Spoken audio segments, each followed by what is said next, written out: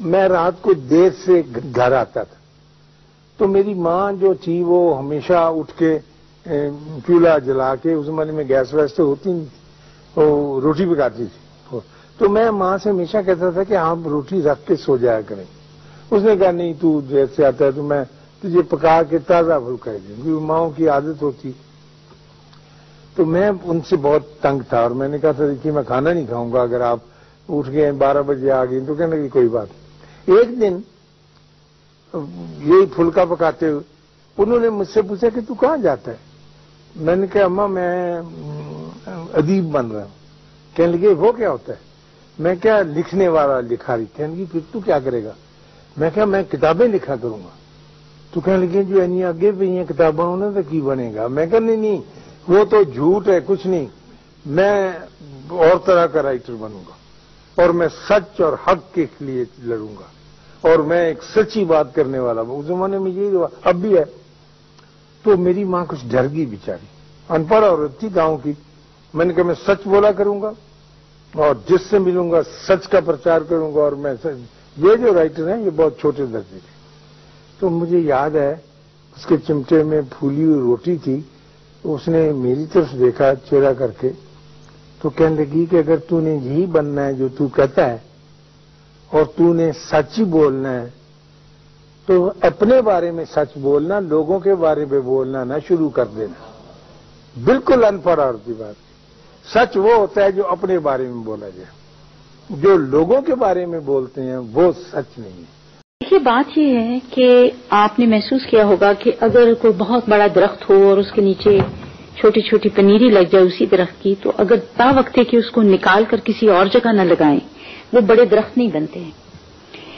جب کسی گھر میں ایک چھتنارا درخت پیدا ہو جاتا ہے اور بہت بڑا آدمی پیدا ہو جاتا ہے، وہ کسی فیلڈ کا ہو، چاہے وہ فردوس ہو چاہے امجد ہو، تو اس گھر میں عام طور پہ بونے جنم لینے لگتے ہیں اور ان کی شخصیتوں میں وہ پنپنے کی بات نہیں رہتی۔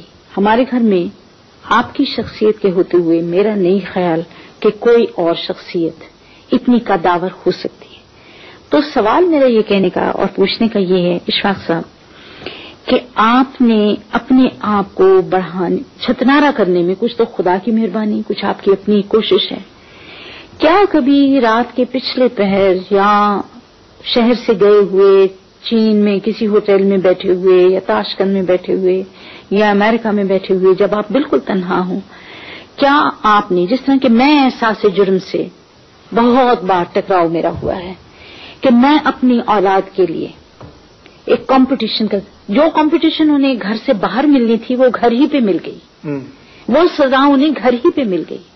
جب وہ مجھ سے بات کرتے ہیں تو وہ ڈرے ہوئے ہوتے ہیں کہ ہم ایک بڑی عورت سے بات کر رہے ہیں، ہمیں اپنے الفاظ کا چناؤ درست کرنا چاہیے، وہ میرے پاس بچوں کی طرح نہیں آتے۔ تو کیا اشفاق صاحب آپ نے ایسے لمحوں میں جب آپ بالکل اکیلے ہوں، آپ کے ساتھ آپ کے کپڑے بھی دوست نہ ہوں، آپ نے کبھی سوچا یا احساس جرم سے آپ لرزے کہ آپ نے 3 لوگوں کی شخصیت کے اوپر کمبل ڈال رکھے؟ جی میں تو اس احساس سے ڈرتی ہوں۔ بانو ایسا سخت سوال تو میری ساری زندگی میں مجھ سے کسی نے نہیں کیا، یہ مزیدار سے سوال ہوتے ہیں۔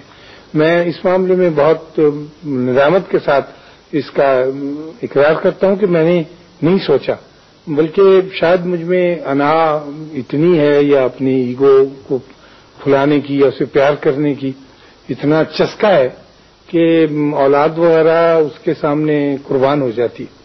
میں نے واقعی نہیں سوچا اور نہ مجھے اندیشہ کہ میں آئندہ بھی سوچ سکوں گا۔ میں تو یہی سوچتا رہا کہ بس میری ذات ہو اور میرا نام ہو اور میرا ذکر ہو اور میری رونمائی ہو، شعوری طور پر نہیں، بالکل نہیں شعوری طور پر، لیکن لاشعوری طور پر یہ بات ذہن میں رہی۔